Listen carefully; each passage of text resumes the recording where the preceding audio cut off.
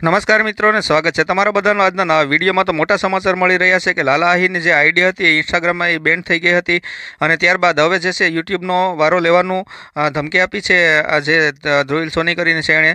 અને એના સ્ટેટસમાં તમે જોઈ શકો છો ઇન્સ્ટાગ્રામ સ્ટોરીમાં અહીંયા લખ્યું છે કે બીજી આઈડી પણ હું બંધ કરાવી દઈશ અને કદાચ તમે ધ્રુવીલ સોનીને ઓળખતા ન હોય તો આગળ હું તમને ભાઈનો ફોટો પણ બતાવી દઉં।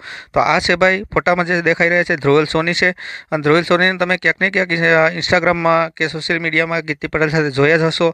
તો આ ધ્રુવીલ સોનીએ એમ કીધું છે કે મેં એની આઈડી જે છે એ બંધ કરાવી દીધી છે ઇન્સ્ટાગ્રામની, અને હવે હું એની બીજી ઇન્સ્ટાગ્રામની આઈડી છે એ પણ હું બંધ કરાવી દઈશ। પણ મજાકમાં એવું લખ્યું છે કે એને માવા ખાવાના ફાંકા થાય એટલે હમણાં બંધ નથી કરાવીને એવું બધું લખ્યું છે।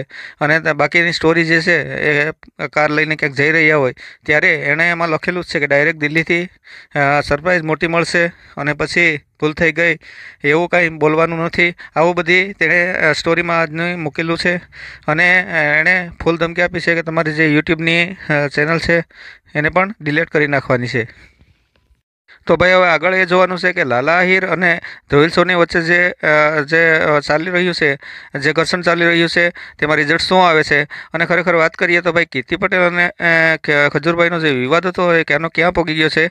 અને ત્યારબાદ લાલા આહિર અને કીર્તિ પટેલનો જે વિવાદ થયો અને તેમાં ધ્રુવીલ સોનીની એન્ટ્રી થઈ પછી વિવાદે વેગ પકડ્યો છે અને લાલો આહિર છે અત્યારે સુરત કામરેજ વિસ્તારમાં પહોંચી ગયો છે અને ત્યાં જઈ અને એને ધમકી આપી છે। તો ભાઈ એની ઇન્સ્ટાગ્રામ આઈડી તો એને પાછી બીજી બનાવી લીધી છે બેન થઈ ગયા પછી, પણ જે યુટ્યુબ ચેનલ છે એ બંધ કરાવવાનું વાત કરી છે। તો યુટ્યુબ ચેનલમાં લગભગ જય હો 555 જે આ ચેનલ છે તેમાં લગભગ 1.5 લાખની આજુબાજુ સબસ્ક્રાઈબર છે અને એમાં સારી કમાણી અને સારા વ્યૂઝ છે અને બહુ ચેનલ ગ્રો કરે છે અત્યારે।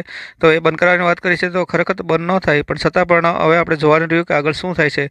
તો લાલાભાઈની હિંમત માટે તો ખરેખર દાદ દેવી પડે અને લાલાભાઈ આહિર માટે વિડીયોને લાઈક જરૂરથી કરી દેજો।